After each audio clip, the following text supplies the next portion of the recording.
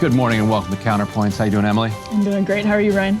We have an amazing show today. We really do. Today we do have we say it, but today we have an amazing show. I was telling Sagar I need more of his kid in the candy store energy in the show. You need more ghost energy. I mean, yes, just fired up and happy to be here. Yeah. Okay. Well, maybe that's more of a psychological thing, though. All right, there we go. Okay. Maybe you just need more Kamala joy in your life. That might be it. Yeah, there you go. That's it. The joy is rubbing off.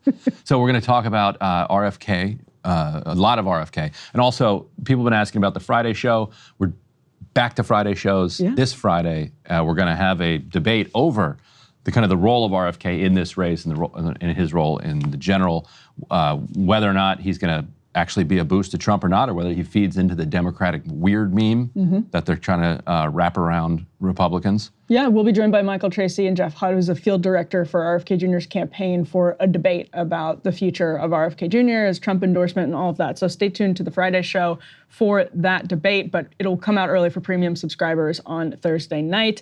We're going to start by covering the ongoing situation where Tulsi Gabbard and RFK Jr. are now going to be stumping for Donald Trump on the campaign trail. He's sort of collecting his former Democrat island of misfit toys and sending them out. And I don't say that derisively because I think we'll get into it. I don't want to tease the Republicans love theirs. I mean, the Democrats love theirs. They put their Republicans up on stage at the convention, yeah. And we'll be doing some election updates. We have some interesting news about ballot access, about Kamala Harris's fundraising numbers, which are eye-popping. We're going to talk about the hostage release yesterday in Israel and other updates in that conflict. Massive raid by the IDF of the West Bank. They currently have Jenin surrounded. Bizarrely, they are calling it Operation Summer Camps. Ooh. Which, come on, are you serious? You always also know the operation name, which I think is useful. I guess sometimes it is. Other times you're like, what are you doing? Because it's such a window into the... Operation Summer Camps, come on. It's so bizarre. All right, and then we'll be talking about Mark Zuckerberg's kind of concession, his regrets about censoring. Mistakes were made. Mistakes were made. Posts were censored. Right, and that's about both COVID and the Hunter Biden laptop story, as Zuckerberg put in a letter this week. So we will be talking about that and just the crazy ongoing situation with the French government and the French sort of their attempts to form a government. And we'll tell you what Emmanuel Macron is up to because it's a doozy. We were just saying that whenever your republic is called the Fifth Republic, that might not bode well for its longevity. So we may be staring at the tail end of the fifth and the beginning of the sixth, and it'd be interesting to see what we have in the middle. Or they just stop with the whole republic thing. There might not be a sixth. That's true. Where's another? Are there any Napoleon heirs around? There might be. Yeah. There might be. Brian, tell us about Dan Osborne, who's joining the show as a guest as well. This is fascinating. Everybody believes that control of the Senate and thus the agenda for whoever comes into office hinges on the Montana Senate race. Okay. That if Democrats and John Tester hold that one, that they're going to hold the Senate. There's also this wild card of Nebraska, where Democrats decided, you know what, people hate us so much, we're not even going to run a candidate in Nebraska. Forget about it. The absolute political dynamo of Montana Republican Senator Deb Fischer is unbeatable.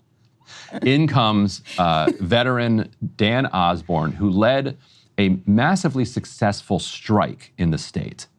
And he's running a kind of class-first, independent campaign. Polls have him, shouldn't be surprising to anybody that watches this program, neck and neck with the brand name Republican in the state. You could have a scenario where this actually pans out. Or this might be a Democratic gimmick, where they're just trying to cloak a Democrat in independent clothing. Yes. Although one who happens to be a labor leader in the state and with a cool background. We'll ask Dan Osborne which he is at the end of the program. Great. Well, looking forward to that. Let's start with Tulsi Gabbard and also RFK Jr. jumping into the race on behalf of Donald Trump. This has been developing over the course of the week. Obviously started with RFK Jr.'s announcement that he was formally endorsing Trump, but has developed as Trump has brought them both on as campaign advisors. This is some of the big news, and we have a clip from RFK Jr.'s recent appearance on Tucker. Tucker reportedly helped kind of broker the negotiations about an endorsement and a dropout. So let's take a listen to what RFK Jr. said on an edition of Tucker Carlson's show that came out yesterday. I'm going to work to get him elected. And you know, I'm working with the campaign. We're working on policy issues together. I will I've been asked to go onto the transition team and, to help pick the people who will be running the government. And I'm looking forward to that. And I'm going to fight. I don't know what would happen to me if we lose. Well, that's kind of it. I mean, a lot of people I know personally and I'm friends with have gone to prison. One of them's in prison right now, Pavel Durov. There are others. Like, what happens if he loses to you? If Trump loses and Kamala Harris becomes president? Oh, I don't know. But I mean, I never really think about that. What I think is good. What I think is, okay, here's what I got to do today, and get up every day and say, "Reporting for duty, sir," and then go do that. And nothing's a crisis, everything's a task, right? And so that's what I'm going to be, kind of a happy warrior. I know what I have to do, so I'm going to do it. So Tulsi Gabbard also made a speech at a National Guard. Trump made a speech. She made her formal endorsement of Trump at a National Guard event in Detroit. So let's take a listen to Tulsi Gabbard. And as I cue up this clip, I'll also mention that it's worth remembering both RFK Jr. and Tulsi endorsed Bernie Sanders in 2016. So here's what Tulsi Gabbard had to say at that speech. This administration has us facing multiple wars on multiple fronts and regions around the world, and closer to the brink of nuclear war than we ever have been before. This is one of the main reasons why I'm committed to doing all that I can to send President Trump back to the White House, where he can once again serve us as our commander-in-chief. Because I am confident that his first task will be to do the work to walk us back from the brink of war. We cannot be prosperous unless we are at peace. And we can't live free as long as we have a government that is retaliating against its political opponents and undermining our civil liberties, weaponizing our very institutions against those they deem as a threat. Kamala Harris has done this over the last 3.5 years. She won't hesitate to continue that if she is elected as president. President Trump has been their first and foremost target in this because they don't want us as voters to even have the option to vote for him. I've been their most recent target, added to a secret domestic terror watch list after exposing the truth about what kind of dangers we would face if Kamala Harris is elected as president. Okay, so that was Tulsi Gabbard. She also, and you could probably fill in the blanks from the speech, but said one of the biggest reasons she was endorsing Donald Trump is that there were no new wars started under his watch. And that was, foreign policy was a huge feature of the speech. I guess no surprise from Tulsi Gabbard. Now, I don't know who to blame. Oh, go ahead. Quick programming note on that one. She mentioned that she was put on this terror watch list. Quiet It's Skies. called Quiet Skies. Right. Next week, we're going to have Matt Taibbi and Jeffrey Sachs on the Friday show. Yes. Talking about other stuff, but Taibbi has done a bunch of reporting on the Quiet Skies Tulsi Gabbard element, so we can get an update on that. Anyway, go ahead. No, I was going to say, I don't know who to blame for putting this Chris Cillizza tweet in the rundown, because why? But we can go ahead and put A3 up on the screen. Chris Cillizza tweeted this fairly interesting graph that comes from the Pew Research Center. Now, what's also pretty interesting about this, you're seeing how Harris-Trump supporters view key cultural issues. If you're listening to this, that's what the graphic says. It goes down the line of gun ownership, how the legacy of slavery affects the position of Black people in America today, openness to people from all over the world, religion should be kept separate from government policies. And what you see is just really intense polarization. That was also the same between Biden supporters and Trump supporters, which is fairly interesting. Pew redid the poll after Harris got in the race because Harris has actually gotten RFK Jr. voters, this is also from Pew, who were supporting him in July, broke for Harris 2-1, according to their research between July and August. So this is all happening against the backdrop of really stark cultural polarization. And I think that's what makes it doubly interesting that both RFK Jr. and Tulsi Gabbard come from positions supporting Bernie Sanders. Tulsi obviously memorably was the vice chair of the DNC. These are not, people who were sort of figuring out what they believed and, the type of centrists who were brokering deals with like the Never Trump Adam Kinzingers. I mean, these are ideological Like you might take issue if I say leftists, but they were at least close to that. I think what's telling and interesting about both of them is that they both have eccentric and kind of malleable politics. And and that's not a criticism. What that means is that when there's a realignment happening, when there's a shift on the move, they're going to be the first types of people who are on the move. Gabbard was the kind of, so when she first ran in her primary, she was considered the more conservative of the Democrats running in the primary, and there was some skepticism of her coming in because of this really ardent support of the global war on terror, which is one of her few positions that has remained completely consistent throughout her career. And it's why conservative is a weird label for her, among many other reasons. Yeah, and so then in February 2016, right before Super Tuesday, she resigned from vice chair of DNC and supported Bernie Sanders. But then in 2020, she ran herself rather than support Sanders. And then after dropping out, instead of endorsing Sanders, who was still running, she endorsed Biden, which is a weird, like that's not really on the horseshoe. That's her just kind of going on the spectrum, the old traditional spectrum, with a little stop in the middle, and then becoming an independent, and then an independent conservative, and then a Republican, and then a Trump supporter. But I do think this is not a criticism of her. It's what it says, that I think somebody like her who has kind of the kind of politics that a lot of people have, which you have, you agree with some people over here and you agree with some people over there. Defies categorization. That she would be more attracted to the kind of looser coalition that is Trump right now. And she's also, correct me if I'm wrong, but she's also like a Medicare for all populist economic person as well. She definitely was. Be interesting to see. Recently, I saw her saying stuff about how government spending's out of control and we got to attack the deficit. Interesting. Very non-Bernie type stuff. But she should come on the program now as his as an ambassador. We'd love that. Talk about that as a surrogate, and say, look, and we'll talk about where you are on that, because Trump is for all that stuff practically. If it depends on his mood, but there was that famous moment where Paul Ryan's like trying to repeal Obamacare for like the 53rd time, and Trump's like, why don't we just do single payer? Yeah. It's and Ryan's like, we're not going to do that. No, we can't. Well, there might be some issues. Yeah, no, we're not doing that. We're not that party. Right. But Trump, what does he care? No. He's like, is it good healthcare? Brent, I particularly wanted to get your take at, actually speaking about that, on this clip from RFK Jr. where he's discussing how the environmental movement's obsession with carbon started to push him away from the Democratic Party, away from the left. He calls Tucker Carlson a radical environmentalist. Tucker agrees with that very heartily.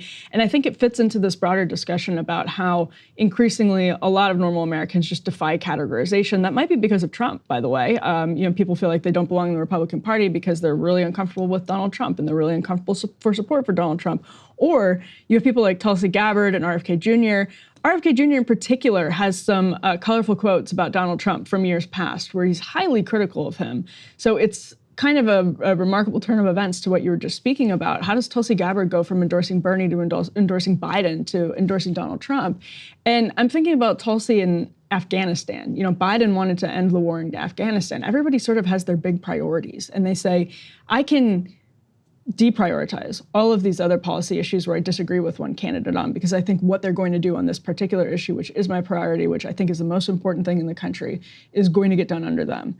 That's kind of what RFK Jr. is talking about here with the environment. So let's roll this clip of him talking to Tucker Carlson. You literally spent your life with Riverkeepers as an environmentalist, an environmental lawyer in the environmental movement. I mean, that's your life work product.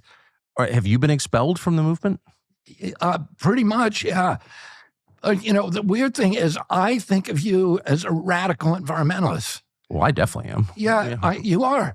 I haven't showered inside in 10 years. Yeah. No, I feel it so strongly. But also, you love nature. You're against these big projects that are destroying it.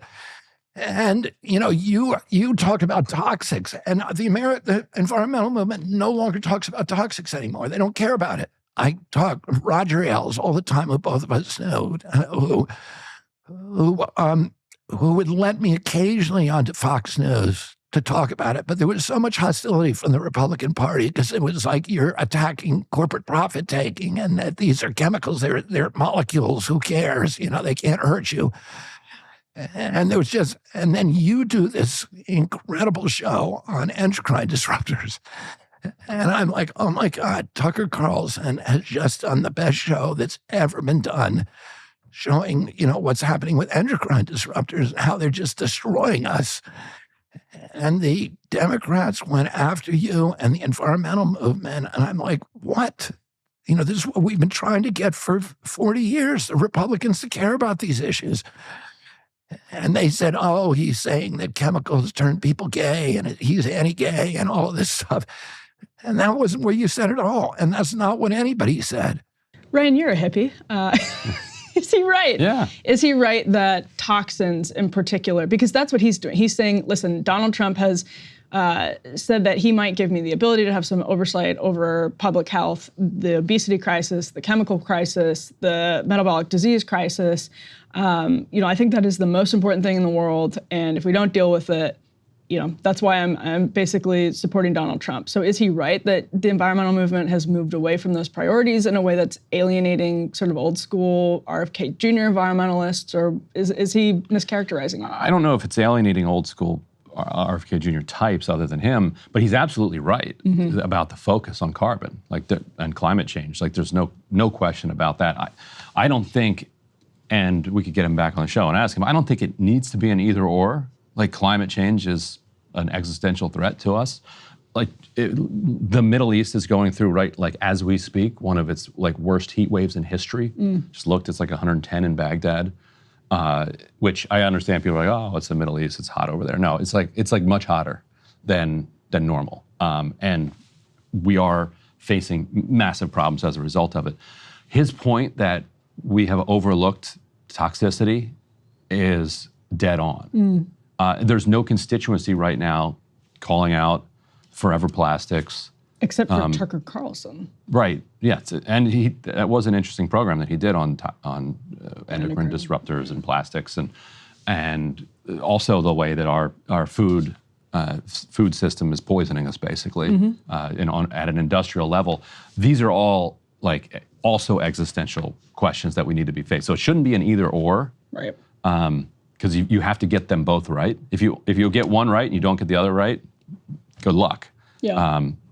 So yes, we do need to focus on them both. It would be kind of a shame if you wound up with like one party is like, we need to deal with toxics, and the other ones, we need to deal with carbon, and they're like, forget it, let's just do neither. It's crazy because you could easily see like the revival of the crunchy con trope is exploding more than it was when Rod Dreher originally wrote the book, Crunchy Conservatives. Like, this is, right now, I've never seen anything like this in the Republican Party, where you have people like RFK Jr. and Tulsi Gabbard supporting Donald Trump and talking about these issues, people like Tucker Carlson openly talking about these issues. But you could easily see a world where we see this on economic policy a lot, healthcare policy a lot. You just never end up putting the two pieces together. They can have conversations and be like, yes, you're right, this is so important, and this is one where you falls apart. Where you really have to bring both sides together on this, because you can't approach the question of toxicity and toxics in our food system and in our water from a personal responsibility right-wing frame. Right, like, right. You just can't. It's like, hey, have better personal responsibility. Find water that doesn't have plastic in it. Right. Like, right. You can go to the Arctic and you can't find that. Yeah. This is a global problem that requires a global, literal top-down solution that can be like democratically executed and agreed upon by everybody. But yeah, just saying like we need to, and it goes to the kind of environmentalism that corporate America tried to foist onto the world in the 80s, 90s, and 2000s. One of their big scams was recycling. Recycling, yeah. Where they're like, just take personal responsibility and separate things, put them in these bins, feel like you're doing something good, then they'll all put them all in the same place, and then they'll just make that much more plastic. The second was when they invented the term carbon footprint, as if every particular act you take has some particular carbon footprint, and then if you just buy offsets for your little carbon footprint, then actually everything's okay. It's a great scam. Rather than saying, No. The problem is the industrial production of blasting carbon into the atmosphere that needs to be reined in at a global level, not by a few people like making different choices and biking rather than driving, which you should do, but you should do all these things because they're good for you, not because you think that they're going to be the solution to a global crisis. Well, and that's the opening for, I think, a conversation with conservatives, and it's bubbling into something that's more than a conversation, which is where that's particularly worth watching, because some of these things, right, like when you're trying to talk about healthcare, a right-left alliance, or trade, a right-left alliance, you can have all these conversations and then you hit a brick wall because ultimately you don't want to be seen with Donald Trump or you don't want to be seen with Joe Biden. Like CHIPS, great example, it ultimately passed, but a lot of Republicans ended up dropping out of their support for CHIPS, which they had like shepherded through the Senate and through Congress. And here, I mean, I just don't know where this goes, because to your point, I mean, if conservatives are concerned about forever plastics, microplastics, endocrine disruptors, all of these things, you also have to, I mean, that's tethered for many people like RFK Jr. to climate, to production of like intense industrial production levels. So we'll see how it ends up. Right, there has to be an actual earnest conversation about it, because it gets really interesting. Because on the forever plastics, for instance, one of the leading sources of them, if you go down this rabbit hole, is car tires, like the rubber in car tires. And you need stronger tires to drive heavier EVs. So paradoxically, the more EVs you get, the more toxic tires you have, and then the more forever plastics you have out there. You could be, the oil industry be like, aha, that shows we shouldn't do EVs, we shouldn't care about climate at all. Or you could say, okay, these are problems. We're not morons. Like we can get together and collectively figure this out if our goal is to actually make a better planet and not to just protect like incumbent oil industries or plastic industries or whatever else. Sure. Well, it'll be a fun one to watch. We'll see. For sure. Now, there is some also RFK Jr. news, but we're going to get into how this affects the election more broadly. We can put up B1 on the screen. This is an Axios report that shows Michigan denying Robert F. Kennedy Jr.'s attempt to get off of the presidential ballot in Michigan. They say it's too late for him to remove his name from office, according to the Office of the Secretary of State in Michigan. Now, that may not seem like a big deal. It actually really is, because we remember how close the margins were in states like Michigan, Wisconsin, and Pennsylvania, especially in 2016. Speaking of those states, we can go ahead and put the next element up on the screen. He's also going to remain on the ballot in Nevada, North Carolina, and guess what? Wisconsin, Blue Wall State. So, Ryan, I've seen some theories floating around that this is kind of an effort to hurt Donald Trump on behalf of like these Dem officials in these states who want to give voters who may be torn between RFK Jr. and Donald Trump the option of voting for RFK Jr. because, you know, there are a lot of double haters and they're just gonna say, I'd rather not vote for Trump. I'm going for this Robert F. Kennedy Jr. guy. Reasonably, many people don't follow the news as closely as we do. Mercifully, it sounds like a wonderful life, but they may not even, by the time, I would assume everybody knows what happened, but a lot of people are tuned out, and reasonably so. So I don't know that it's like a conspiracy, but it definitely does seem like it could have a small positive effect on the Harris campaign. I almost said the Biden campaign. Yeah, Democrats started by trying to keep him off ballots. Right. Now they want him desperately on. Now they're trying to keep him on. Some of it is his own fault. In Nevada, the deadline was August 20th. Like you show up in person, like the law is you have to show up in person and file by August 20th to get yourself off. He didn't. It was like August 20 whatever that he decided to endorse Trump. So the election officials, man, they're like, look, we got rules. Rules are rules. In Wisconsin, I think he was nominated by the Natural Law Party, and they held a convention. And that could mean so many things. I know, it's great. So just for people who don't mercifully, haven't looked into this throughout their life, it's very difficult to get on these ballots around the country. And so one thing people try to do is try to find a party that doesn't have a candidate and a party that just for some bizarre quirk of state history has ballot access. And so RFK Jr. found the Natural Law Party in Wisconsin. And I guess his campaign was like, hey, anybody running for this? Can we run for it? They ran for that nomination. They won it.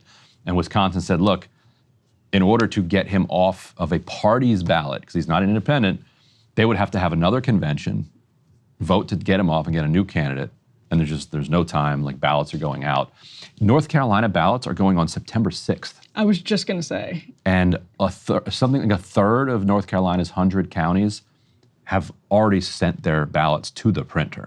So like we're getting into like actual practical problems. Like if it weren't for them, would Trump just like say thanks JD and just put RFK Jr. as his running mate? You think if he could, you think if logistically it could be done, he'd be like, you know what, let's just have the Trump candidate. No, I don't know, because I think Trump, I would be very curious to hear, I haven't heard this from many people, like just journalistically, what Trump really thinks of RFK Jr., because one of the things with him is if you endorse him, if you sort of engage in these negotiations with him, he doesn't always respect you. He feels like he sort of owns you. And I don't know if he has that level of respect for Robert F. Kennedy Jr. But he like, thoroughly owns J.D. Vance. Like he took J.D. Vance from like 3rd to 1st in the Senate race. Right, yeah, that's true. Although RFK Jr. is sort of, yeah, I don't know, he's just like, he's kind of kooky, and Trump. Maybe Trump doesn't like his voice. Well, that's Also probably a real RFK thing. Jr.'s like kid or whoever leaked that phone call. Yeah. That must have ticked him off. I'm sure it does. Oh, and North Carolina, to wrap that one up, they have said that I forget what party he's running on there, but they said they've gotten no word from the party that has nominated RFK Jr. in North Carolina that he wants to be off the ballot. Because you would think like, okay, we had a press conference, we said we want this. But he also, in North Carolina's defense, he said, I'm going to remove my name from roughly 10 battleground states where I think it's competitive, but I'm going to keep my name on in the other states for some reason. So in North Carolina's defense, they're like, look, okay, unless we get a phone call, then we're not going to take any deliberate action. Once everyone gets back from the Labor Day holiday, it is shocking how quickly the voting comes out. These ballots are going out. So I just have this calendar in front of me. There are a lot of states that are 45 days out from election, 50 days out from election, and 1 or 2. I think one of those might include Pennsylvania. So people are like quite literally going to start voting very, very soon, around the time of the first debate, which is scheduled for September 10th. Because I think when we get back from Labor Day next week, there are about 60 days left before the election. So it's coming up extremely fast, tons of pragmatic questions. Now, James Carville, to this point about Donald Trump, was on a show recently talking about Trump's efforts to like right the ship of his campaign amid and maybe I'm just going to go out of order to the control room here. It's in the context of what we saw happen with Kamala Harris. This is before a report from Al Jazeera, but it's been also reported elsewhere that her fundraising numbers are at a record level right now. I think she's hauled in some $540 million just after the DNC. This is a presidential record. 82 million during the convention itself. Bernie raised in 2016 $250 million from small dollars. And that was amazing. Which broke all kinds of small dollar records. I mean, Obama was a separate case. That was campaign, included the general election. This is just weeks, shattering records in weeks. And I think people need to understand that this also, if you believe that politicians are bought and can be bought, which you should believe because that's obvious, to have them bought by $540 million largely from just normal people is actually a really good thing for our democracy. And the Republicans are moving in that direction too. Just filling up your inbox, and Democrats do the same thing. Fill up your inbox, begging you for money. And then in moments of real enthusiasm, you go and you're like, okay, fine. And you give Kamala Harris $540 million. So Kamala Harris has also 1.5 million new donors, which is really interesting, coming in after Biden drops off the ticket. So that's people who weren't previously giving to the Biden campaign. This is according to the New York Times, who analyzed the disclosures, which is, I think, fairly significant, actually, just in and of herself. Who was giving to the Biden campaign? I know like big money people, of course, would do that because that's their job and they're trying to buy influence. But if you're a regular person, well, because you hate Trump. I mean, you're genuinely. You hate Trump, but it was so embarrassing. It was so bad. It was so demoralizing. This is just uncorked, like enthusiasm. the New York Times reports Harris donors were slightly more likely to come from more educated areas. Zip code where more than half of those 25 and over had a bachelor's degree, and Ms. Harris also claimed a slightly higher share of first-time small dollar donors from zip codes where more than 5% of the population was Black. So that's where some of that 1.5 million new donors are coming in. But this is obviously, if you're the Trump campaign right now, you're on your heels. These numbers are astounding.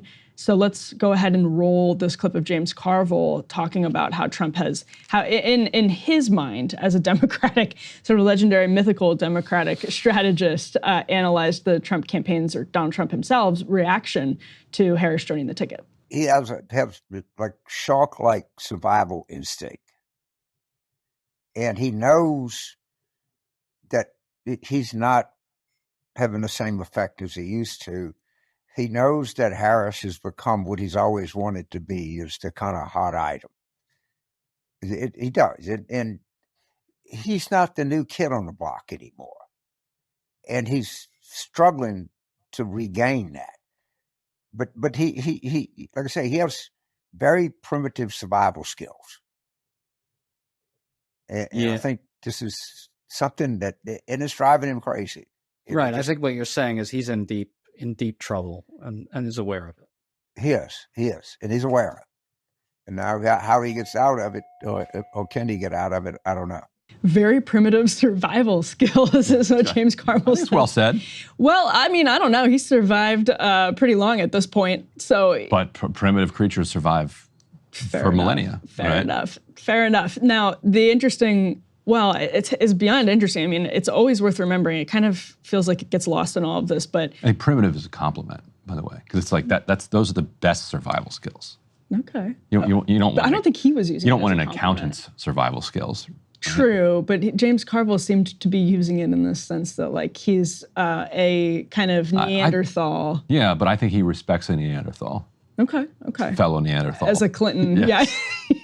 a Clinton operative, fair enough. Well, Donald Trump is in, quote, deep trouble because if he loses this election amidst this flood of cash for his opponent and a polling surge for his opponent, he could be facing jail time. He can't dismiss, for example, the DOJ's case against him, the Jack Smith case against him. That was just re-upped. Can't pardon people. Right, just refiled yesterday to comply with the Supreme Court's ruling on presidential immunity, or to make it more, to sharpen it in light of what the Supreme Court decided in that case. So he is, quote, in deep trouble if he loses the election because, obviously his freedom is on the line. Yeah, and we can put up B5 here. Democrats are now getting extremely confident not about extremely confident, but they're getting excited about the possibility of actually flipping the House. And we're going to talk to Dan Osborne, Senate candidate, at the end of this show, because Democrats actually also believe that they have a chance of holding the Senate. Like there is a chance that they could, they went from assuming, and several members of Congress in this article said,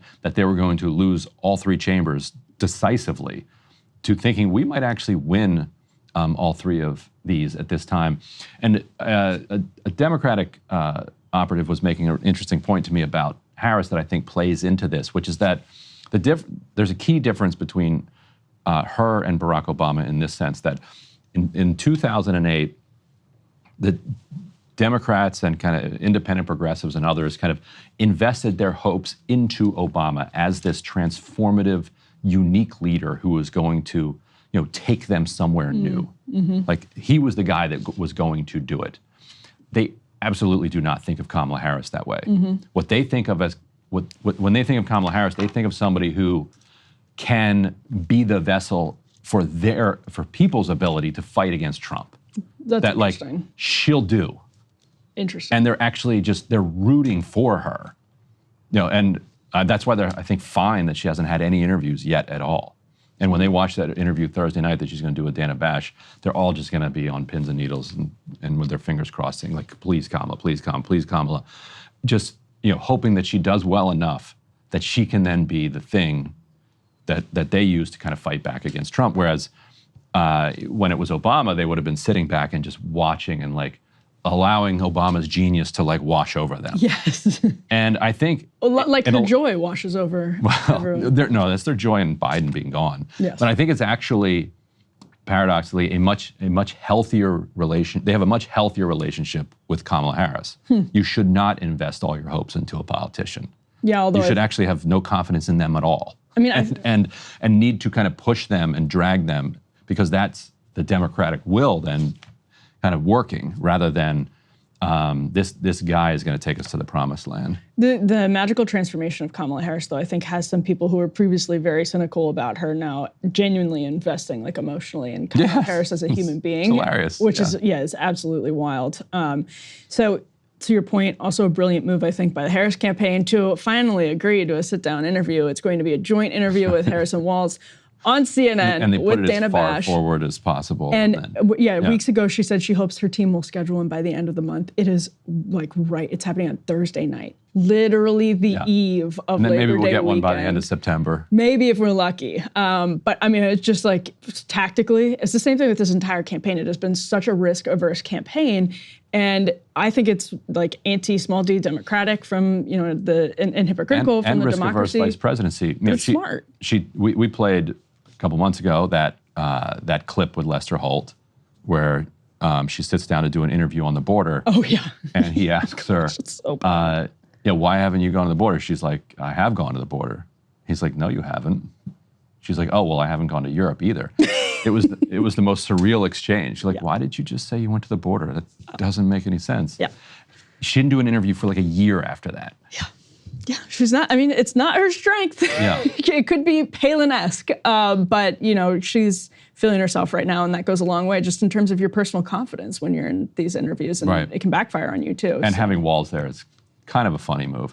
And also, for this tiny ecosystem on the right, the Laura Loomers of the world, who were convinced that Democrats deeply regretted their choice of Tim Walz and that he was going to be swapped out for whoever any minute now, they must be very confused by Kamala Harris asking Walz to join her in her first interview. They must, how do you make sense of that if you're convinced that he's actually cooked and they're embarrassed by him? Yeah, I don't know. It's a good point. But any mistakes they make will absolutely be buried in the Labor Day weekend. I mean, it's just Thursday. That's true, night. right? Yeah. So Friday, many people are already on vacation. DC is all in the Hamptons right now. So City's everyone's empty. Yeah, city's empty. Everything will just be buried. Anyway, so sort of a brilliant move. As much as I hate it, game, respect, game. All right, Ryan, let's move on to the Middle East and the invasion of the West Bank, which is ongoing right now. Tell us what happened. So last night, the IDF launched what they called Operation Summer Camps, which is an invasion of major parts of the occupied West Bank, focused heavily on Jenin, the refugee camp of Jenin. So we can put this first element up. Associated Press was reporting that every entry in and out of Jenin was being blocked by armored vehicles, and that which you can see on the screen here. Yeah, and that the hospitals were, they had blocked access to all hospitals and other medical centers. Their argument was they didn't want to allow people to kind of shelter in hospitals, and so they have said that this is the largest assault. The Israeli army announced that this is the largest assault on the West Bank since 2002 that will involve thousands of service members and will last for days, and they have said it's a preemptive attack on what they said is the buildup of resistance groups in these refugee camps. They just They just did a preemptive attack on Hezbollah. A lot of preemptive attacking going on. The preemptive attacks for decades at this point. At least 9 Palestinians were killed in this attack, which is a number that which pales in comparison to this day the numbers of deaths that you get in Gaza from the ongoing Israeli attacks. You're also having, and we can talk about this later in a bit, an attack on southern Khan Yunis by the IDF, a raid there, which appears to be based on intelligence gleaned from the Bedouin hostage who befriended. This is what we're hearing in the media. By all accounts, it appears to be true that he did. He had a good rapport with some of his captors, and has been debriefing with the IDF continuously since he was released, and that the coincidence of the kind of raid on South Khan Yunis seems to suggest that the IDF believes that they have intel that they can operate on. So we may soon be hearing new, the bodies of hostages being recovered, or more hostage rescues. The way that the Bedouin hostage was rescued, it turns out, was because communications were disabled, because the infrastructure is so completely annihilated in Gaza, that different Hamas operatives lost communication, and basically they weren't able to keep up with people. A number of hostages were recently found suffocated in a tunnel after an IDF bombing, and so there's a huge risk to hostages of the constant shelling and the constant attacks and destruction of the infrastructure, and the inability of their captors to communicate with each other, because they don't want them to die. They want to keep them alive. This guy, you don't want to call anybody who went through that 10 months of hell lucky, but lucky in the sense that the tunnel didn't collapse on him and he didn't suffocate. And we've heard that from other rescued hostages who said they felt like nobody knew where they were, and there was indiscriminate bombing around them. They didn't have confidence that they were, being protected or safe, and they felt lucky. Basically, that's the implication there, is that we're lucky that we didn't die. Right. From our, I don't want to call it friendly fire because it's not exactly the same, but from bombing in Gaza. Yeah. And what do we have to see too here? Put up this next element. This is Channel 14 is like Israel's Newsmax, basically. This is the Army has launched a large-scale military coverage in several areas. At the same time, Channel 14, one of the correspondents there said something like, "Everyone's survivor, you're all going to die." Like, if you ever want some blood-curdling stuff, Channel 14 is the place to go. You can put up the third element here in this block. Yes, there it is. Terrorists in northern West Bank. The gates of hell have opened. Either you surrender or you die. Which, okay, some interesting trash talking. Just weird from a journalist. I'm somebody who believes in, putting some passion into your journalism, and it's okay to have a point of view. Just an interesting approach. Just a little weird. The gates of hell have opened. So anyway, Operation Summer Camp, according to Channel 14 in Israel, is the gates of hell opening on the occupied West Bank, which again, to be clear, is not Gaza and is not controlled by Hamas. Yes, and the Operation Summer Camp, with that in juxtaposition to where the communication there is just, it's very, not surprising, but bizarre nonetheless. I'm putting the fourth element here. This is the Biden approving humanitarian aid to Gaza via the floating pier, despite warnings from the U.S. government that rough waves could pose significant challenges and objections. This is from Yashar Ali saying an IG report revealed that Biden himself approved this plan. Right. Which we would have assumed. There's no way that this gets done without Biden, but this IG report has some interesting details that of people arguing logistically, quote, high waves was what they were calling it. We here we call it high tide. They're like, look, this isn't going to work. Like, the idea just logistically is dumb. And he's like, no, it's fine. Let's put hundreds of millions of dollars into this. And then separately, the report exposes internal objections, which kind of leaked out into the press at the time, and also were obvious. They were saying, there were people inside the State Department who were saying, this gives Israel an out on actually letting humanitarian aid through the ports of entry that already exist.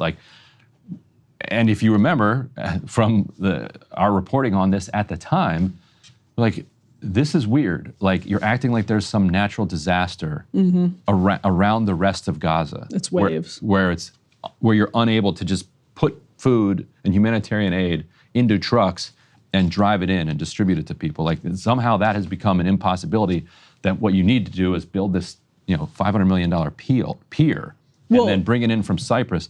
But then as soon as they started loading supplies into Cyprus, the IDF was just crawling around Cyprus and doing the exact same thing with their their pencil and their clipboard, be like, oh, what number do you have on this truck here? That number doesn't match what I have. Sorry, back of the line. Well, we talked. So, if you don't solve the problem, what is one extra port that doesn't even work going to do? We talked to someone a couple of months ago, I think was in Cyprus at the time that we had that conversation with them about how trucks were being, and that's the United States wanted Israel to accept more trucks, and as a huge backer and funder of the war, if your ally, who's prosecuting this war, won't comply with that, you then spend how much money? I mean, what's the total on this pier to get around it because they won't let trucks through? The only extent to which this worked at all is that because of this pier, that's when you had the World Central Kitchen convoy attacked by the IDF and killed. And because they attacked the World Central Kitchen because people in Washington, D.C. know Jose Andres, that embarrassed Biden enough that he made a phone call to Bibi and said, come on, this is embarrassing. You're killing me here by killing all of these people. And then all of a sudden, for a couple weeks, more trucks started getting in, proving the case that it was actually Israeli policy. The Israeli kept saying, because if it wasn't, then why could Bibi tweak it and all of a sudden more trucks are getting in? That obviously didn't last long.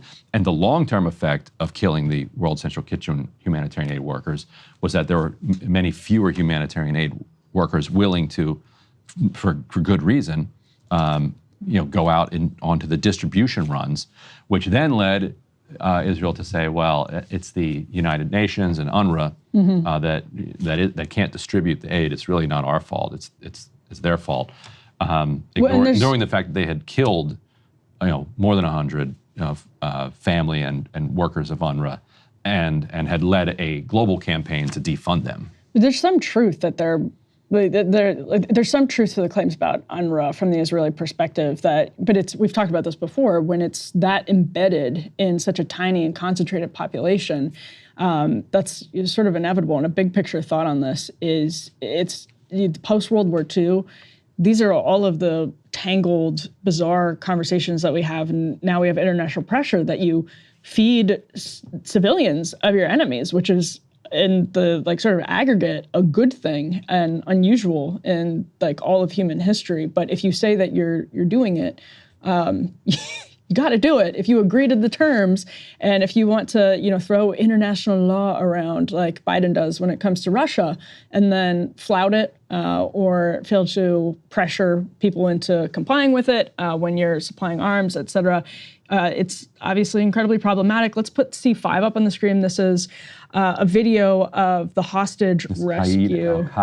Yes, and that's actually a Muslim citizen of Israel, 52-year-old man was rescued. You can see the body cam footage from the IDF on the screen here. Like Ryan said, pretty lucky situation, but also worth mentioning that this has re-upped calls from the family members of other hostages who have not been rescued, of which there are, I think, roughly an estimate of alive 70, something maybe, like that, 60, 70 right now. Those families are calling for a ceasefire. So it has put that in a spotlight once again in headlines, that you have the family members, the loved ones of people who are still being held hostage, re-upping their demands for ceasefire, because this was the fourth successful recovery, I think, the fourth successful recovery by the IDF of hostages. But there are a lot of people who have been over there since October 7th, and their families want a ceasefire and they want them back. And that domestically complicates the politics for Netanyahu as well. Right, it's Wednesday. You could have all of the hostages, or an enormous number of the hostages, out by the end of this week if they would just agree to the deal that Israel already put forward. That's what's so wild about these ongoing negotiations, that Israel put forward a deal, Biden made that deal public, Hamas said this works for us, let's implement this framework, let's do it. And Netanyahu's come back with, well, actually, we want a checkpoint in the Tarim corridor, we want to control the access and through Rafah, et cetera. And so we're back to a place where they're deadlocked again. And yeah, okay, so that's important context to all of this too. That's where we are right now with the potential ceasefire deal, which was the Biden camp was saying was more and more likely as we went through the Democratic convention week, which I thought was very interesting timing. And now after DNC week is over, maybe these things are not, but my theory at the time was that it was public relations for the Biden campaign to say like, hey, this is going really, really well. We're doing a great job. We're almost there. And when the week turned to the next week, it became pretty clear that's not what was happening. Right, and meanwhile, it's been interesting to see kind of Israeli society first mourning a lot of the children that were killed, who were kind of Syrian Arab children in occupied Syria, or calling them Israelis, and then saying they're going to attack Hezbollah over that when. The relationship between those populations and the Israeli government is mostly adversarial otherwise. And then if people want to look up how kind of the Bedouins are treated in settlements that are refused to be kind of recognized legally by the Israeli government, that's just an interesting juxtaposition here, watching this unfold. And as we think about the mass roundup that must be going on as we speak in the West Bank, it's worth noting this final element here is a human rights, just absolutely horrifying Human Rights Watch report that has come out that is confirming a lot of what B'Tselem and other reporting has already shown us about the absolute, I don't want to say collapse of the Israeli detention system, because that suggests that it's something that was done accidentally. Smotrich, National Security Advisor Ben Gvir has said, like, don't forget him. Yeah, that has said that he wants conditions in these detention centers to be as horrifying as you could possibly imagine, and then some. And the Human Rights Watch report takes all the caricatures that you've understood about torture throughout the worst movies you can think of, and ratchets them up to 11. People, held naked, upside down, being, tortured with electrocution, sexual assault, rape. I don't know if you noticed this. One of the accused rapists from that prison facility is now regularly going on like Israeli game shows and being kind of feted and celebrated as a way to say, like, look, we defend this, we support this. So check that Human Rights Watch report out. Yeah, well, we'll continue to follow the story, of course. Let's turn now to fairly big news from Mark Zuckerberg, of all people, who actually wrote in a letter to the House Judiciary Committee this week that he regrets two different censorship moves that Meta took back in around 2020, roughly pandemic era. One was surrounding the Biden White House's, not secret at all. In fact, Jen Psaki at the time was public about this in a sort of braggadocious way, demands for social media companies, including Meta, to censor what they deemed at the time to be COVID disinformation. We can put D1 up on the screen. And also the Hunter Biden laptop story, which Zuckerberg, we'll get to this in just one moment, memorably told Joe Rogan the FBI approached Meta in the weeks before the 2020 election, informing Meta to be on high alert for Russian disinformation. 2021, Biden administration attempts to censor COVID content. 2020, the Biden campaign and the FBI had pressured them to censor. Well, he doesn't say Biden campaign. Right, no, he doesn't. But we know that the Biden campaign was telling people not to run the story. Doing it deliberately. Yeah. I mean, they were doing it publicly, basically. Yeah. 100%. And now what's also very interesting is Zuckerberg responded in this letter to Jim Jordan in the House Judiciary Committee, where he did, of course, copy Ranking Member Jerry Nadler, and said that the roughly $400 million that he had put into boosting, quote, electoral infrastructure, you can see this quote on the screen in front of you if you're watching, he will not be making similar contributions this cycle. That money was huge. And by the admission of a Molly Ball story in Time magazine, everybody remembers she described efforts spearheaded by the Chan Zuckerberg Initiative, that's Mark Zuckerberg and his wife Priscilla Chan, $400 million contribution as that well-funded cabal. That is the word of the time. This is the language of the Time magazine story. And there were analyses that came out afterwards saying it disproportionately boosted election infrastructure in Democratic areas. Zuckerberg in this letter to Jim Jordan said he doesn't agree with those analyses, but he won't be contributing nonetheless in the context of all of the concerns about what happened. That is a response, I think, probably most prominently to my former boss, Molly Hemingway, who wrote a book basically about what happened after Zuckerberg made those contributions called Rigged. And I don't know, I haven't seen Zuckerberg directly address it in a way like this before. So he just kind of seemed to be throwing a bone to the right in this letter in huge ways. Now, I think I agree with everything that he says here in terms of like directionally. I think this is all good. But he also called Trump badass recently. Remember that? Well, he was saying getting shot in the ear and then standing up and pumping your fist was badass, which objectively is true. Yeah, no, it absolutely is. But like, he's an enemy of. He's long been considered an enemy of Trump. So it was sort of an which I don't know exactly why. The Clinton people think that Facebook actually boosted. Yeah, absolutely. Trump, and I think there's probably an argument to be made for that. But he's been. At least he lives in Berkeley, or he lived in Berkeley, or whatever. So superficially, he must be liberal. And I'm like, have you ever listened to what this guy said? not so sure that's the case. The reason I don't buy into as much of that. No, so on the Wisconsin Zuckerberg, money that went into boosting the mail-in ballots, I think it's probably true that the analysis is correct that the money ended up helping Democrats. But I think the reason that Zuckerberg doesn't necessarily deserve blame for that is that the reason it helped Democrats is that Trump and Republicans made the absolutely inscrutable decision in real time to urge all of their voters not to vote by mail. And therefore, like any money you invest into encouraging people to vote by mail is going to benefit the party that is taking advantage of it. Trump, I think, recognizes that was a fundamental mistake, and you see him now saying, we're going to get rid of mail-in voting, when I'm president, but we haven't yet. So everybody needs to vote whatever way that you should vote. He's gone is that rhetoric of don't do mail-in voting, because it also leaves you vulnerable to chance, like in Nevada, where Democrats all voted early. And then in northern Nevada on election day, you had a giant snowstorm. Yeah. People were like, I'm not going. I'm not spinning my truck off the side of the road for Trump. Yeah, right.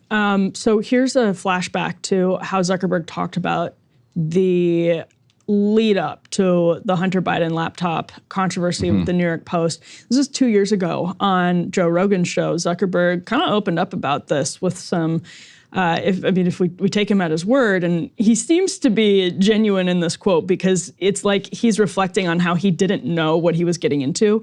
And I'm doing a segment on my show Undercurrents tomorrow on this because I found it so interesting that Zuckerberg in his letter cited kind of his own declining institutional trust. He says, at the time, I trusted the FBI. This is what he gets into with Joe Rogan. He's like, I trusted law enforcement, that they had, best interests of the country, and we, thought this was the right thing to do. So let's take a listen to Zuckerberg on Rogan. It's like, okay, if someone has spent a bunch of time, searching for puppies, they like puppies. So if you show them a puppy video, they'll probably engage with that. But if you only show them puppy videos, over the long term, you're missing an opportunity to understand what other things that they're interested in. So even though it might not be kind of ideal for the experience today, carving off, 5%, 10% of basically the experience to just try to expose people to different things to see if they're interested in that too ends up paying long-term dividends. So I do think that like these systems done well, if you design them with a long-term perspective and you're not just trying to kind of maximize engagement today, but you're really trying to understand what people care about and who people want to become and what their values are, I think you can build some stuff that gets really good over time. But I do think that the design of the system and the values that go into it matters quite a bit too. So that was actually him talking about the way that Facebook and social media should be designed healthily. But in that Joe Rogan appearance, he also talked about how the FBI approached him. He trusted the FBI, and it wasn't that they told him you must suppress the Hunter Biden story. He said that there was a lot of daylight between what Meta did and what Twitter did at the time. He was sort of criticizing Jack Dorsey for throttling the New York Post link. I don't know if you remember this. I remember going to DMs to. They took the New York Post account down. You could, so if this is genuinely the most Orwellian thing I've ever experienced in this country, when you went to send the link, you copy, paste the link into a direct message, it would say, can't do it. It would just say, this won't work. Like Pakistan. Same thing, it was the same thing when you tried to post it. So that in and of itself was pretty interesting, but it's, I think one of the big takeaways here, Jack Dorsey has also said that the reporting in the Twitter files showed that Twitter was mismanaged under his leadership. He's agreed with a lot of the criticisms in the Twitter files. Basically, he's supported Elon Musk. Jack Dorsey said it was a mistake to throttle the link. And now it's like all of these regrets. You look back and I'm like, listen, a lot of people on the right are like, this is too little, too late. I'm like, this is good. I'm so, like, the top line for me is that this is good. That take the W. Our allergy to government censorship is kicking back in. I think that's a good thing. That the antibodies in the American system saying, I don't care if Mark Zuckerberg is not like a Trump supporter, no matter if he's a sort of Silicon Valley Nietzschean oligarch, he's not a Trump supporter. And Jack Dorsey is certainly not a Trump supporter, even though he's been supportive of Elon Musk. But so these people saying, your government should not be telling us what information can be disseminated generally. That's a good thing. That's a good thing. Apple ended up letting Parler back on the App Store. So, dust settled, and I feel like we actually came out on top. And hearing him talk about the Facebook algorithm is interesting from the perspective of, what if you actually just showed people stuff from the people you follow, your friends and family, and you showed your stuff to the people who follow you? Like, what about that? Can you imagine? It's a crazy idea. It's so wild. Like, why did they make everybody jump through all these hoops of friending people and listing the thing and actually listing the things that they like and subscribing to things that they like? And then they wrote an algorithm that says, actually, none of what you have told us is going to be factored in any significant way into our algorithm. Instead, we're going to just feed you stuff and see, like a rat, which makes you click the fastest. Right. Going to your basest human instincts. Yeah, race to the bottom of the brainstem. Rather than the things that you consciously, from your better self, been like, no, I want to keep up with what my aunt's up to. Yeah, right. Even if I don't agree every single time, but I'm curious, like what's she up to? What's my cousin up to? Right. And they're like, no, you don't actually care about that. What you really care about is seeing like a random fist fight in Milwaukee. So we're going to give you that. Why Milwaukee? I don't know. Why not Philly? Milwaukee suburbs, yeah. Let's say Philly. Or you want to see like Eastern Shore. Well, I never see anything from there. They never show me anything. That's from right. There. Yeah. Because even if you care about it, they know that they can. They're more likely to get you to spend more time. As somebody like jumping off a cliff or something. Yeah, it's like, what is it like? Why are you like? I'm so old. Actually, you do sound really old right now. But it's pretty, like, just all of this was written in a letter to Jim Jordan, these major concessions. Interesting. So let's move over to France, where this isn't getting a ton of pickup in the American press, but an incredible, and maybe it's because the American press isn't as attuned to the actual left. I don't know, because if you're on the actual left, the story is incredibly disturbing and validating as to sort of the mushy neoliberal middle and their true allegiance to, what do they say, lowercase d democracy and all of those things. Ryan, what on earth? We can go ahead and put this tear sheet up on the screen. This is from the BBC. French left backs protests after Macron rejects prime minister choice.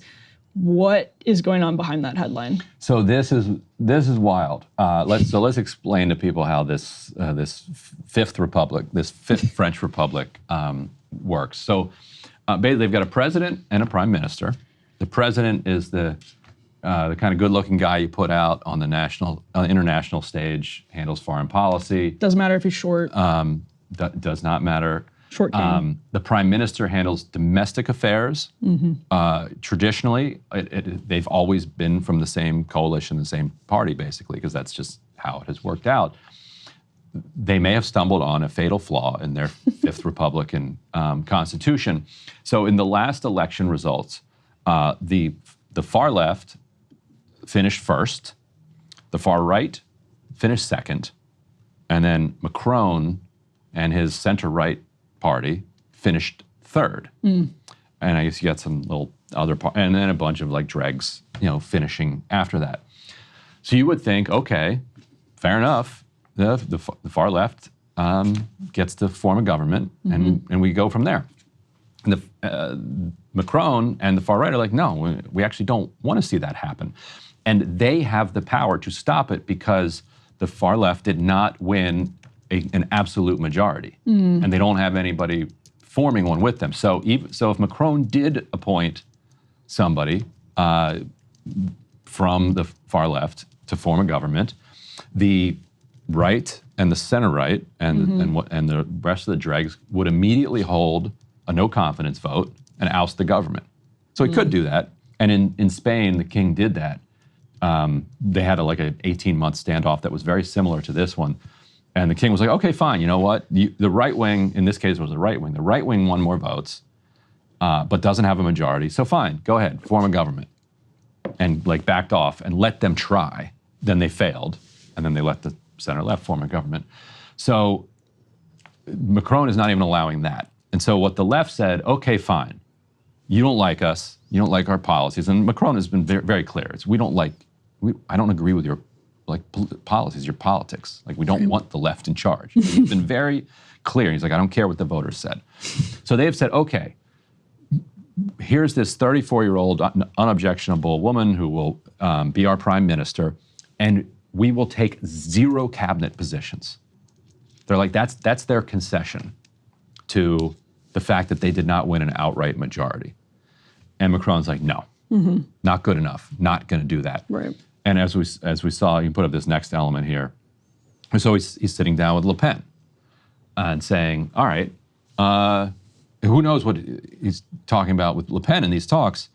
And the French left, by the way, was so concerned that Le Pen's party would do incredibly well, and the elections were in July, would do so well that that's the bigger context here, is that they all formed a coalition alliance. Right. And that's to fend off the fascists. Right, exactly. Right. And so now Macron is like, well, let's sit down with fascists.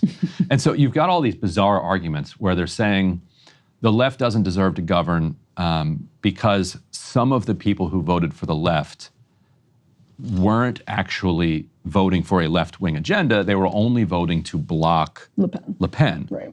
So it's illegitimate. And you know what? Okay, A, that's true. B, psychoanalyzing why somebody voted for somebody is ridiculous. You have no idea. They voted for them. Yeah. C, that's the only reason anybody has ever voted for Macron. right. So by Macron's own reasoning there, Macron is thoroughly illegitimate. Yeah. Nobody has voted for Macron. And every time he has won because he's not Le Pen. And so here he is. So now the way, so I talked to Art Goldhammer, who we've had on the show before, who's a French. He lives in France. An American, lives in France. He translated Piketty. He translated Tocqueville. He's like he's great. He's like, I have no idea where this ends. Usually he's like, here's where this goes from here. And he's like, it has the feel of the beginnings of an extremely bitter divorce. Like there's absolutely no good faith among any of the parties. And he's like, it might be a fatal flaw in the Constitution. A very poignant. Because there actually is no way out of it. So, and to make people understand why this is happening now in this new era where we have kind of far left and far right both rising, for the entire history of the French Republic, and this goes for other countries too, the dominant parties were the center left and the center right. And so if let's say Macron's center right party wins the most votes, the center left wins the second, and then the far left and far right are off in the background somewhere, the center right would then grab a couple of little tiny parties from the far right, and they'd form a government. Center right wouldn't complain because they didn't win the election, and they get to be part of this governing coalition. And in general, the voters wouldn't complain because they'd say, okay, this is fair enough. Like a majority of people voted either for a center right or a far right government. Now, when the dominant polls are the far left and the far right, it's not clear who the far left forms its coalition with. Because, okay, let's say the far left forms its coalition with the center left. Who then is the prime minister? Well, it would only be fair that it's from the far left because they won the most votes.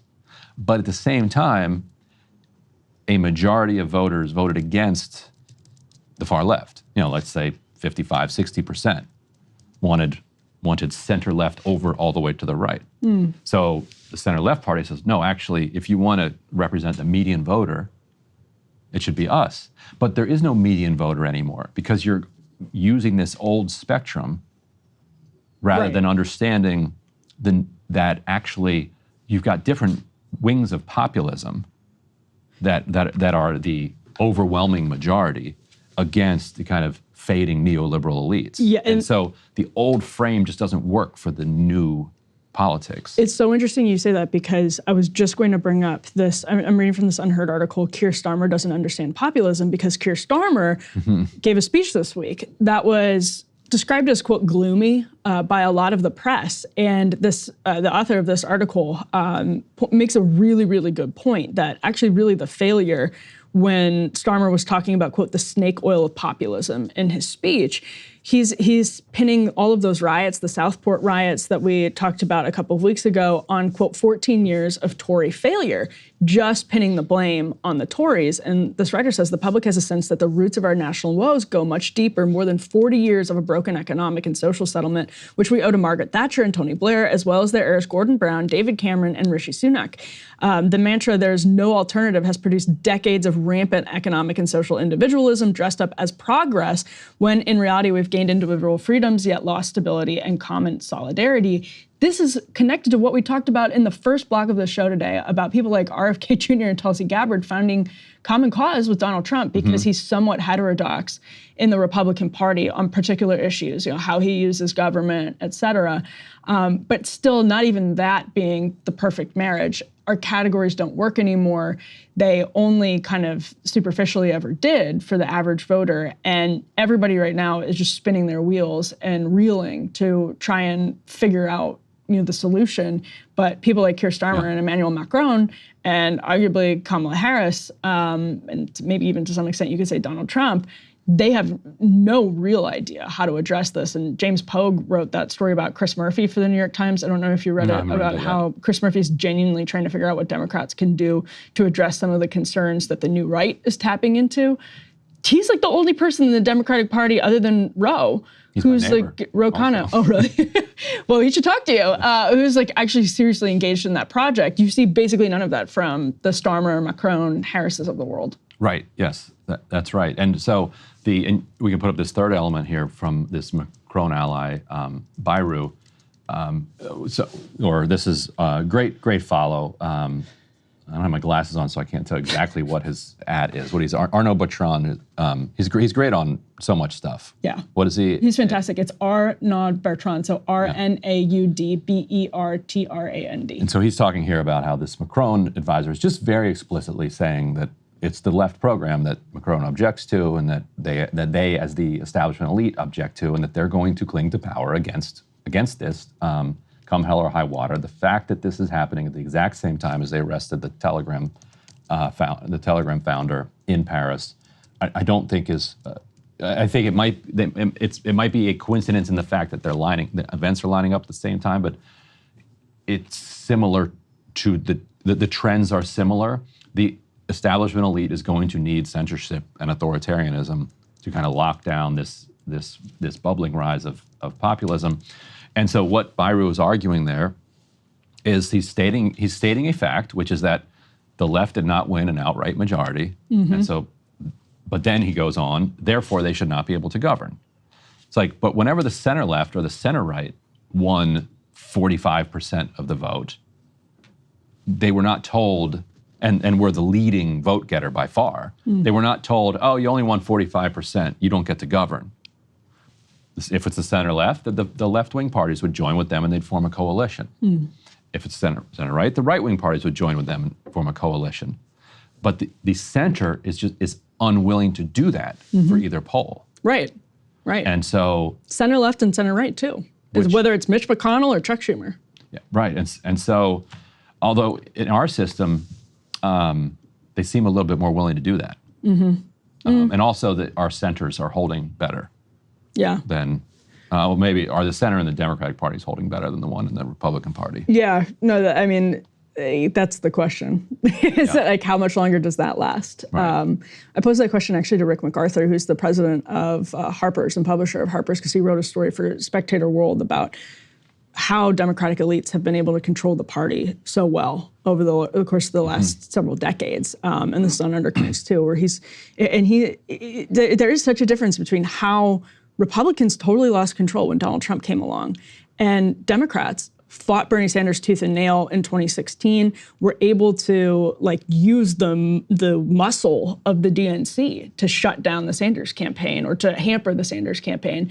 Did it again in 2020 by getting Pete Buttigieg and Amy Klobuchar to come together. And the Republicans had basically no ability to do anything about Donald Trump, whereas Democrats actually, like the DNC, figured out how to muscle him out of the picture and to get rid of people like Marianne and Tulsi, just basically shut those campaigns down. And I mean, not shut them down, but hamper their ability to be serious contenders. No.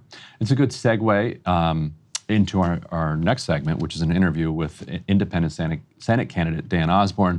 We don't know if this will be the independent that breaks through and becomes an actual senator, but I do think it's going to happen. Like over the next several cycles, somebody's going to break through and do it. I mean, obviously Bernie Sanders already did it, winning as an independent in Vermont in 2006, but nobody else has been able to do it since then. Unless, right? No, I'm not thinking of anybody who is like a fake version of that.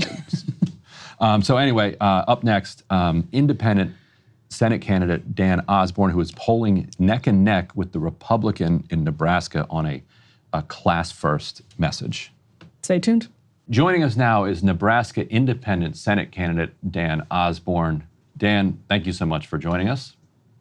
Thank you so much for having me on.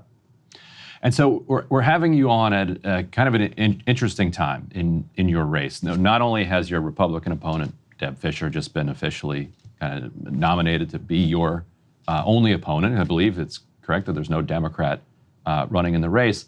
But you really got kind of rocketed to Nebraska stardom as the leader of this strike and the leader of the Kellogg's strike, very successful strike 3 years ago.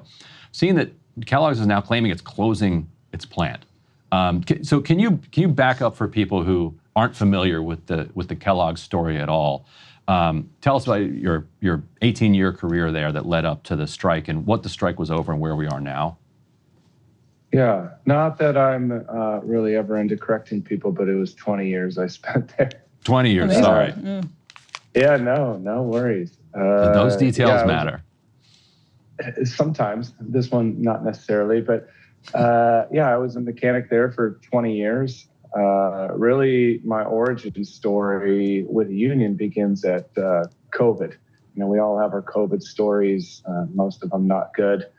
But I was union president during COVID. We were working, and it's noteworthy to say that there's 4 North American plants under the umbrella of the master contract. And we were all working 7 days a week, 12 hours a day as essential workers during that time.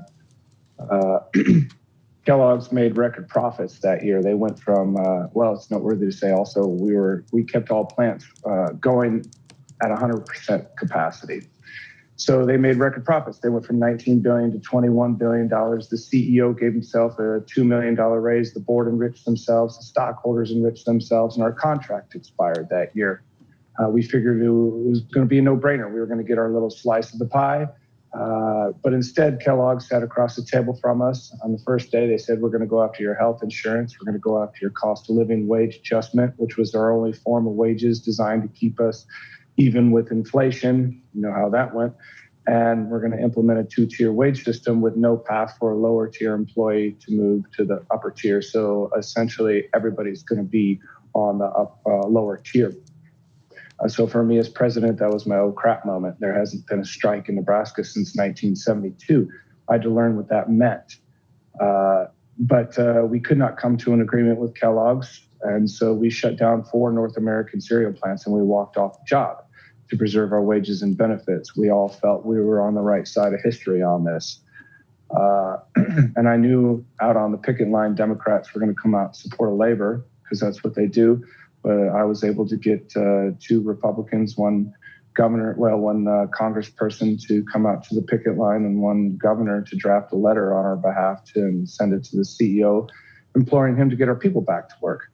But we were on strike for 77 days, and we got a favorable contract. But I stood up for the people when we felt we were getting wronged.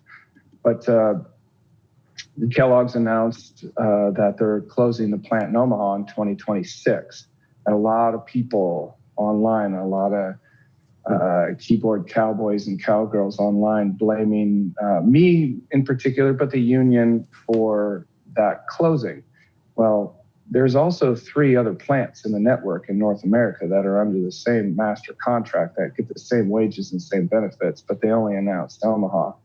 But 2 years is a long time. A lot can happen.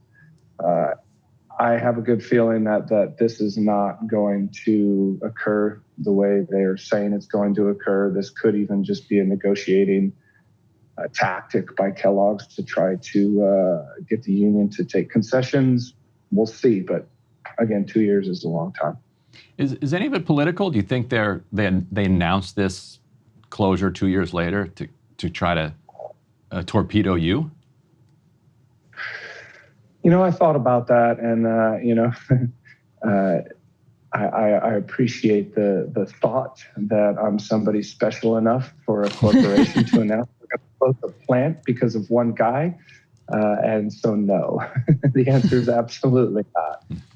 Well, let's put this element up on the screen. These are the polls from 538. Obviously, it's incredibly difficult for an independent candidate to poll as closely as you are coming in. This is a YouGov poll. You can see right there at the top from 538's collection of polls, 500 registered voters, and it finds Deb Fischer up. By the way, she's running for her 3rd term, right? So she's been in office since 2012. She's up by 2 points in that YouGov poll. I imagine that's within the poll's margin of error, 41 to 43%. You're at 41. She's at 43. And then you've got that Deb Fischer poll that has her just absolutely crushing you. Yeah, she has a poll out that's has her up 26, but then there was a poll from your camp that found you guys tied, and these are all since the last 2 that we mentioned are since July. So the polling is showing a competitive independent candidacy. There's no question about it. So my question for you is, why run as an independent? A lot of people who are aligned with labor jump in as Democrats, obviously. So I imagine some of our viewers outside Nebraska who aren't super familiar with this race might say, well, why be independent here? Why not just go with the Democratic Party? What's your answer to that, and how do you sort of describe your own politics?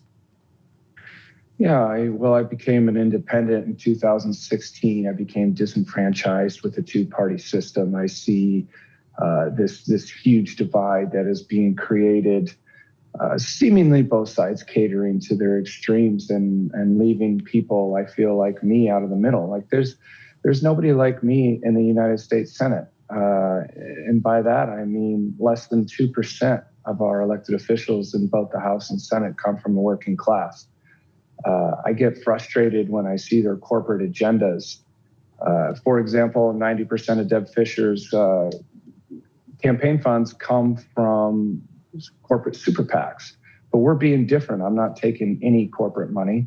I don't want to be beholden to corporations if elected. I don't want to be beholden to a party boss if elected. I want to be beholden to the people of Nebraska who elected me, because that's the way the framers of the Constitution set this whole thing up, right? A government for and by the people. It's not a government for the 1% in corporations. And that's where when I do deep dives into our government and our politicians, that's my findings. So I want to be different, and I want to bring it back to the people. And what has Deb Fischer won by in the past? And what does a typical Republican win by statewide in general? Yeah, she's never really had any competition either in the primary by, I think, design. Parties like to support their incumbents, which I completely understand that. And, here in Nebraska, it's a red state. It's very conservative values here. And I believe she wins by large margins.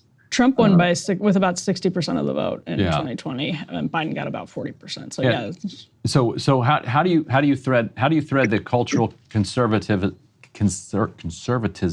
of Nebraska versus any impression that you're like, I'm sure they're trying to saddle you with, he's actually a liberal, right? In independence clothing here. So what messages are you finding are resonating, and where do you come down on the kind of general kind of social conservative spectrum of questions? Sure. And, Deb Fischer is going to paint me as a Democrat in sheep's clothing because, that's probably what I would do if I was her too. All right. I'm running against a Republican.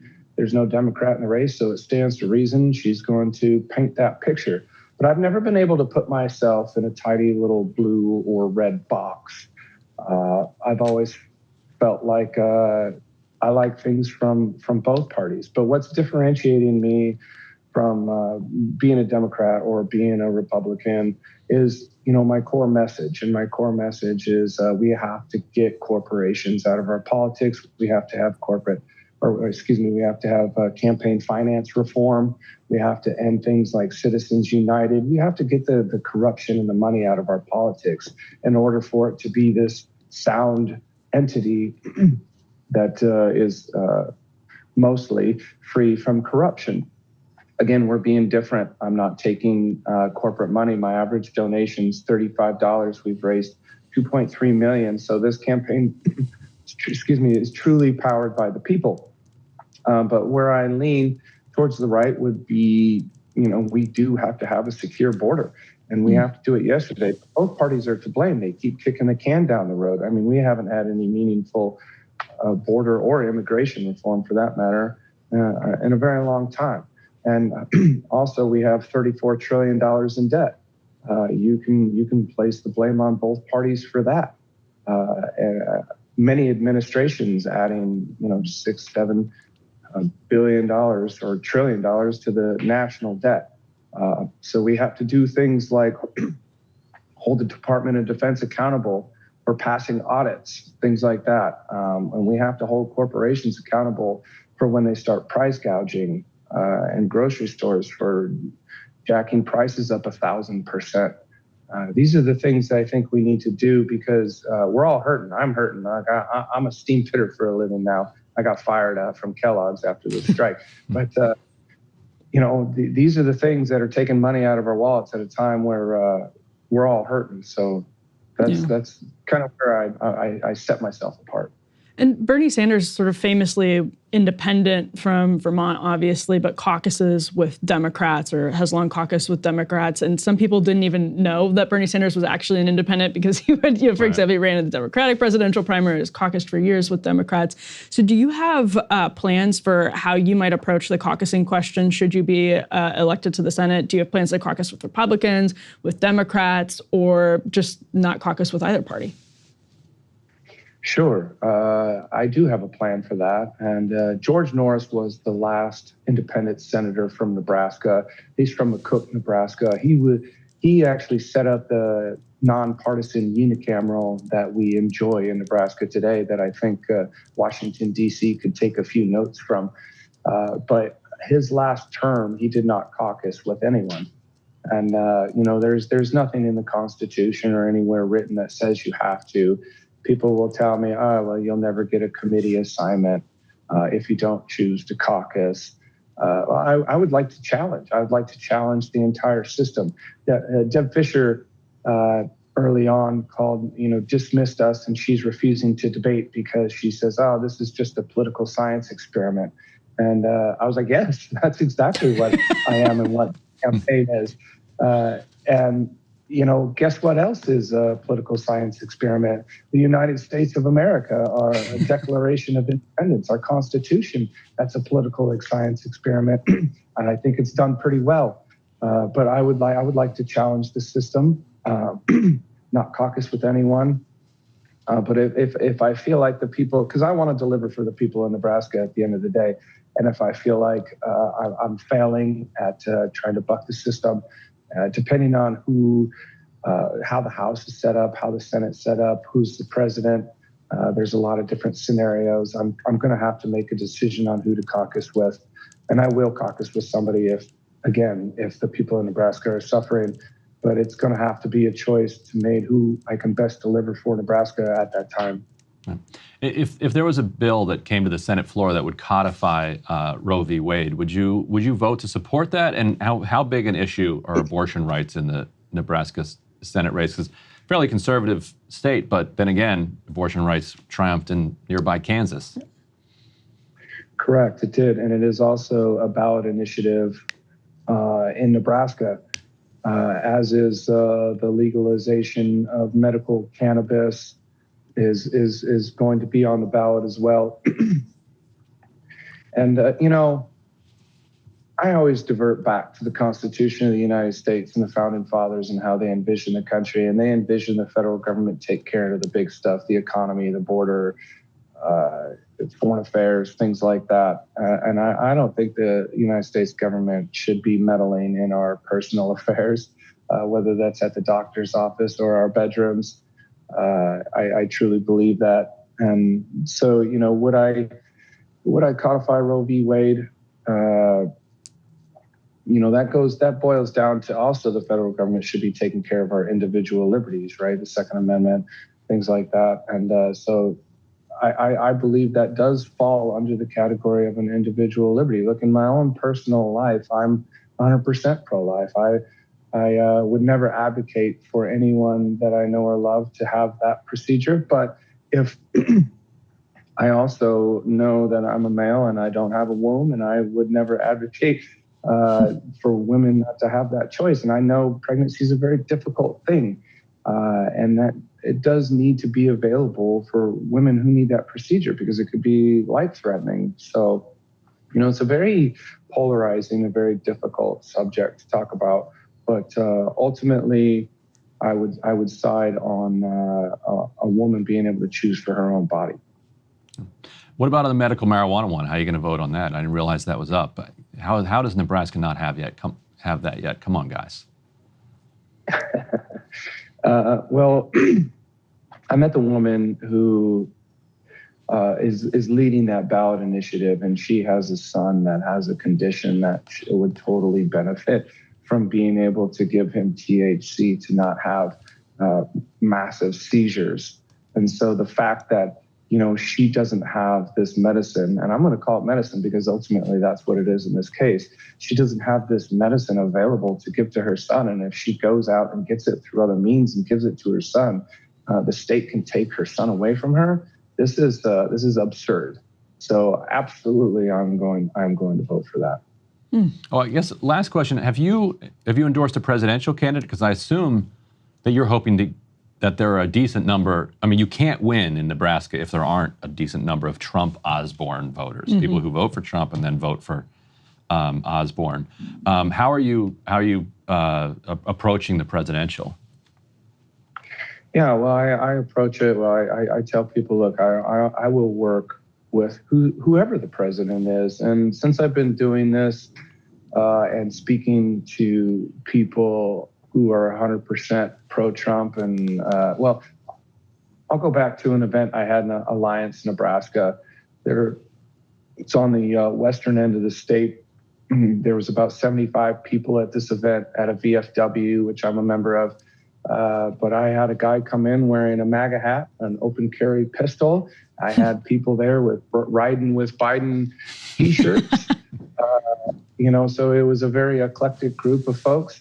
And, we had great conversations. And both riding with Biden t-shirt, and both MAGA open carry hat guy, they left with Osborne yard signs, because my message is simple. We need to get back to working together, because at the end of the day, I'm not red, I'm not blue. We're all, this is going to sound really cheesy, but we're all red, white, and blue, right? We're Americans, and we need to act as such, and we need to start to come back together and stop this silly arguing and this divide that's been created.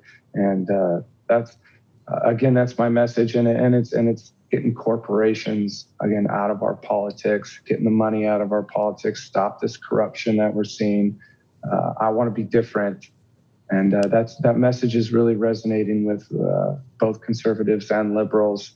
So I have pictures with my Osborne sign out in front of a Trump tent that they were in. I believe it was Boone County, Nebraska, at the fair there.